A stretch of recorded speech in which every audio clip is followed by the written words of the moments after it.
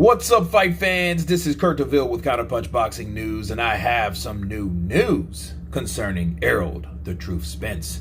Errol Spence states that he told Al Haymon that he wants Crawford after Pacquiao, or else I'm moving to 154. Errol Spence is mapping out his future, and regardless of the path he chooses, the decision and eventual move will begin in an intriguing one for one of the top stars of the sport. The WBC and the IBF welterweight champion Spence will next fight Manny Pacquiao August 21st on Fox Sports pay-per-view. By fight night, it's very likely Pacquiao will be elevated from his WBA champion in recess status to the WBA super welterweight champion. Should Spence score the win over Pacquiao, the only top adversary left for him to conquer in the division would be the 147-pound Terence Crawford. The 31-year-old Spence is again warming up to the idea for a fight that is years in the making after an on-again, off-again banner between both champs. He says, "Once I get the belt, I told PBC head Al Haymon I want that fight with Crawford, but if it doesn't happen, then I'll probably just move to 154 or something," Spence told Barbershop Conversations. "I'm not going to waste my time trying to fight someone who says they don't have any interest in fighting anymore. He doesn't want to fight me anymore. I most likely have 2 more fights at 147. I'm going to go across the street to talk to Top Rank and see what they're talking about. If they are not talking about nothing, I'm moving up to 154 after Pac-Man fight. Hopefully we can make something happen with Crawford." Crawford has publicly moved on from a potential super fight several times in recent months, most notably after Spence's comments in December when he stated that "I'm the big dog at welterweight. He got to take a back seat and take 60-40 split or 70-30, whatever we give him." So after that, he was out of here.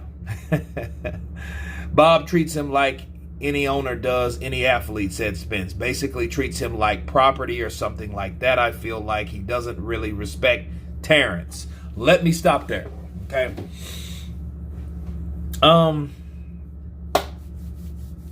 I notice a trend, right? He's like, "Hey, I told Al Haymon that I want the fight. If the fight doesn't happen, then I'm going to 154. Now, I do agree with Errol Spence. The way Bob has been talking, Bob's been tripping, and I think he's just to the age, he just doesn't give a shit about filters or how he says anything on what's on his mind or his heart. And what's on his mind and his heart should be paid attention to very seriously. Why? Because that's what he means. Point blank and period, right? I think that at the end of the day, if Terence Crawford doesn't want to fight him, he has to do something. Terence Crawford should retire or just move on. Tire on top. He didn't get the fights that he thought that he was going to get. There's no guarantee just because Errol Spence told Al Haymon that Al Haymon is going to do what Errol Spence told him to. Now, we know on how Spence feels about how Bob Arum treats Terence Crawford. But let's just talk about for a minute the way that Al Haymon treats Errol Spence. Just because you tell someone you want something versus what you're going to get are 2 different things. See, you guys can remember it was Terence Crawford, Errol Spence, and Bob Arum. They were all there. They're both their entourages. They were woofing back and forth, but they were talking back and forth.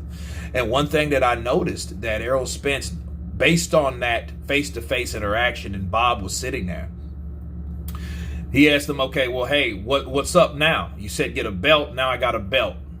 That's when everyone knew Terence Crawford wanted the fight. And what did Errol Spence say? "Well, Al Haymon said I fight Danny Garcia, then Sean Porter, and Manny Pacquiao, but he didn't say me." No, he didn't. So what a part of that conversation led us to believe that Errol Spence had a choice in the matter.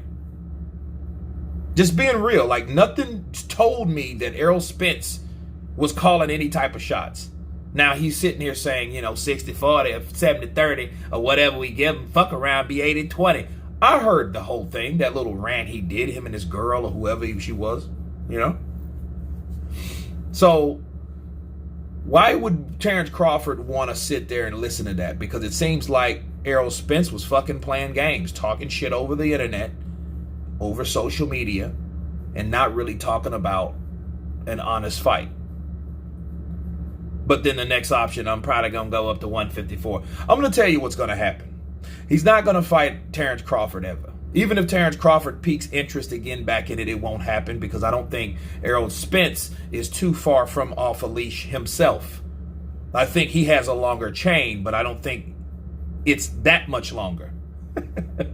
I think Terence Crawford's problem is Bob Arum is showing his true colors because Terence Crawford has just been knocking everybody out with ease. That's what happens when you're that good. People start to hate you, even the people that's supposed to work for you, like Bob Arum. So, I don't think that Errol Spence has this choice like he claims he does, because strange shit happens over to the PBC. Right? If we look up in the heavyweight division, we heard the former WBC champ say, "Oh, I already heard they making excuses." Well, I mean, is that assuring us that you want the fight? Or are you already making excuses, therefore it don't happen? You already gave us one.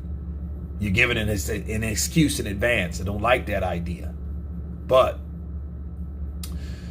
this is what's going to happen with Errol Spence. He's not going to fight Terence Crawford. He's going to go and fight someone like Erislandy Lara. He's damn near 40 years old. And then that's how that cycle continues. They're going to try two southpaws, two skilled southpaws, one seasoned, one's young and sharp. That's what's going to happen. That's what PBC does. That's what they focus on older fighters. Look at, he's fighting Manny Pacquiao like he's proud of that shit. You know, you've been after Pacquiao for 2 or 3 years. You've been after Keith. You never got him. You got Garcia and Sean Porter, the guys that the guy you wanted beat, and you didn't really want him originally in the first place. So we look back at all that, and you start to wonder, like, okay, where and what path is Errol Spence really on? He says, "Oh, I want to fight him now. I want this and that."